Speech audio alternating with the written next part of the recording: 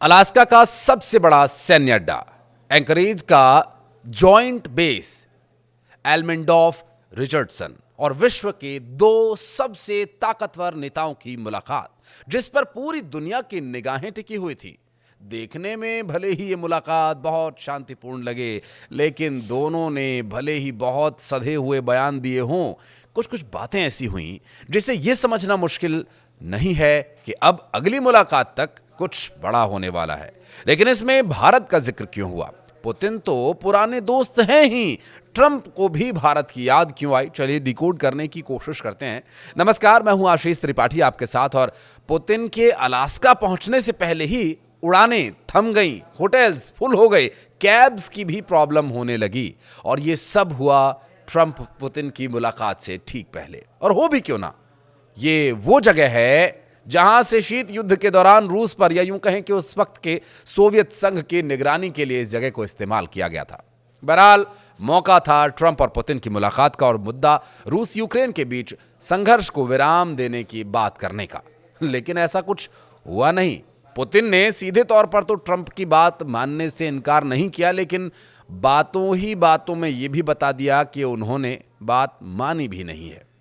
Press वार्ता में दिए गए बयान से यह बात साबित भी हो गई। दरअसल यह शिखर सम्मेलन यूक्रेन के अंदर संघर्ष की दिशा ही नहीं, बल्कि यूरोप की सुरक्षा को भी निर्धारित कर सकता है। और इस शिखर सम्मेलन में किसी भी सफलता की गारंटी नहीं रही, लेकिन आगे की बातचीत के लिए राह खुले, इस लिहाज से ये मीटिंग बहुत महत्वपूर्ण थी। अब अगली मीटिंग के लिए अपॉइंटमेंट लिया गया है और अगली मीटिंग के लिए निमंत्रण भी दिया गया है। डोनाल्ड ट्रंप को रूस बुलाया है पुतिन ने।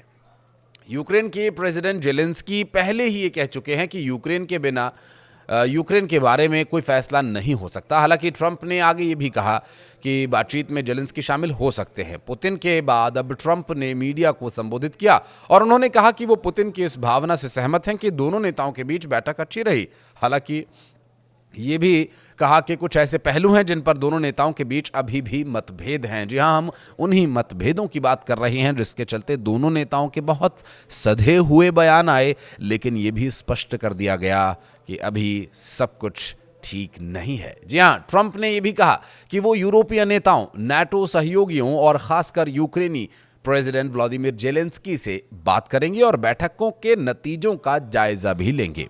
रूसी राष्ट्रपति व्लादिमीर पुतिन ने अलास्का में संयुक्त प्रेस कॉन्फ्रेंस को पहले संबोधित किया और पुतिन ने कहा कि बातचीत रचनात्मक रही। उन्होंने अलास्का पर पूर्व रूसी नियंत्रण की चर्चा की।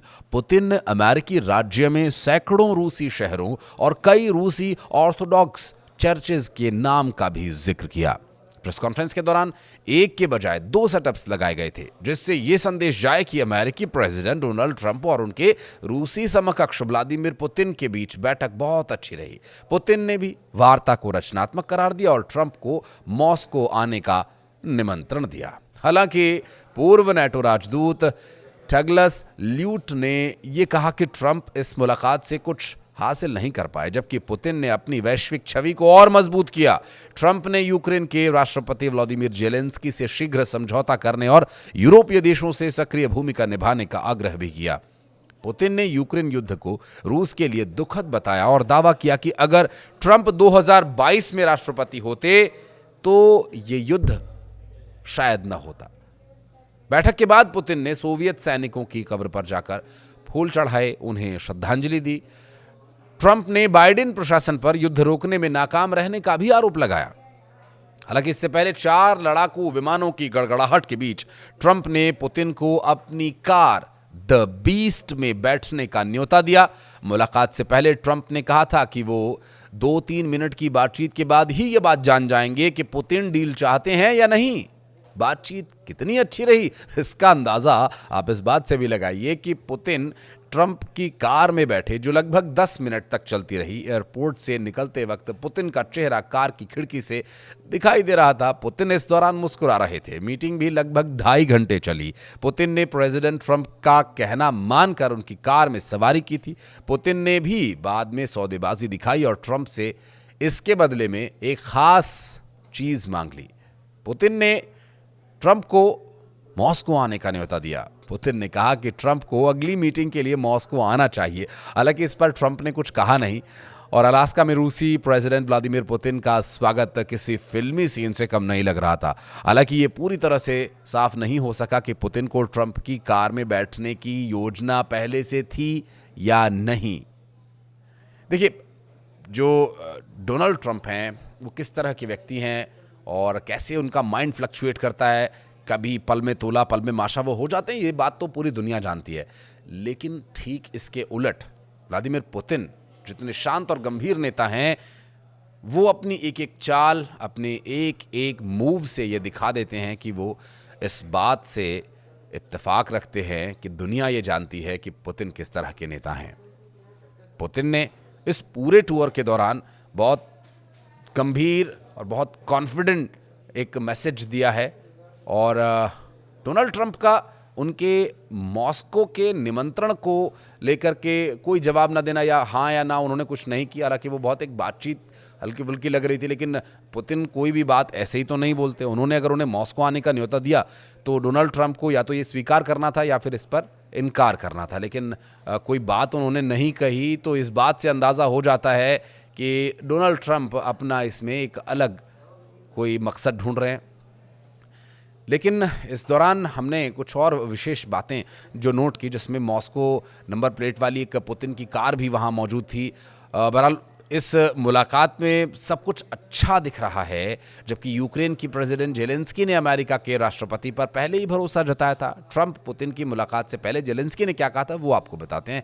उन्होंने कहा कि सेना के पैर जमाने की कोशिशों का मुकाबला हो रहा है और जिन जगहों पर उन्होंने कब्जा किया हुआ है वहाँ से उन्हें हटाने का दबाव उन पर बन रहा है और हम अपने सहयोगियों को ज़मीनी हकीकत से अवगत करा रहे हैं।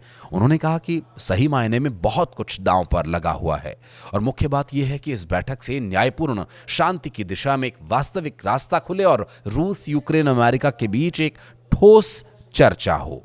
उन्होंने युद्ध को समाप्त करने को लेकर ठोस कदम उठाने पर जोर दिया।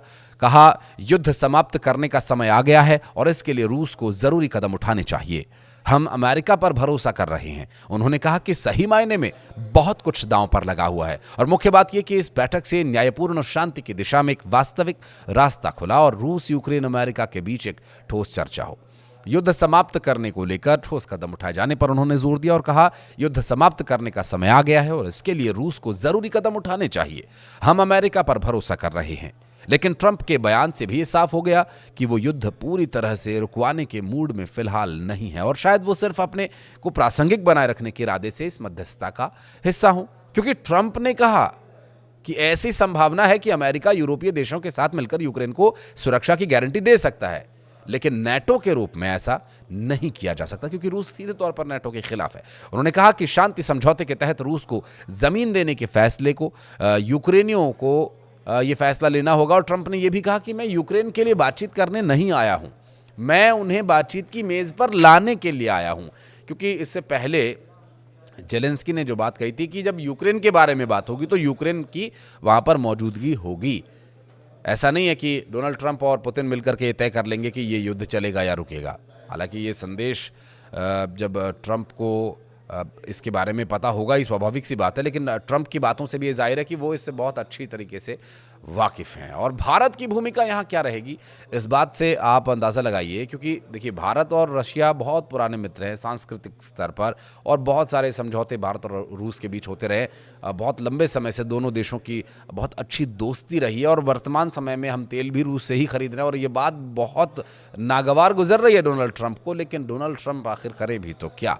लेकिन उन्होंने यहाँ पर इशारा भी ज़रूर दिया है कि जो भारत की भूमिका रहेगी वो अलग होगी। क्योंकि अब आप इस बात से अंदाज़ा लगाइए कि भारत के बिना ये रूस यूक्रेन युद्ध रुकवाना नामुमकिन सा लगता है। क्योंकि डोनाल्ड ट्रंप और पुतिन दो अलग अलग तरह के व्यक्तित्व हैं और इनके बीच जो पुतिन को सही तरीके से अगर कहा जाए कि इस बात के लिए राज़ी किया जा सकता है या उन्हें संभावनाएं युद्ध रोकने के बाद किस तरह से रूस के हित में ये होंगी, ये बात अगर कोई बता सकता है तो वो भारत ही बता सकता है।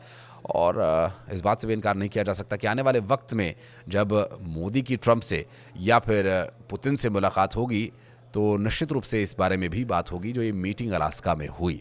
आप क्या कहना चाहेंगे कि भारत की क्या भूमिका होनी चाहिए रूस यूक्रेन युद्ध को रुकवाने के लिए? और जिस तरह से डोनाल्ड ट्रंप अपने तरीके से ही चलते हैं, तो डोनाल्ड ट्रंप पर नकेल कसने के लिए जो एससीओ की जो बैठक होनी है शंघाई में, जहां पर पुतिन भी होंगे, शी जिनपिंग भी होंगे, प्रधानमंत्री नरेंद्र मोदी भी होंगे, तो ये बात बेचैन कर रही है डोनाल्ड ट्रंप को। आप इस बारे में क्या सोचते हैं, ज़रूर बताइएगा।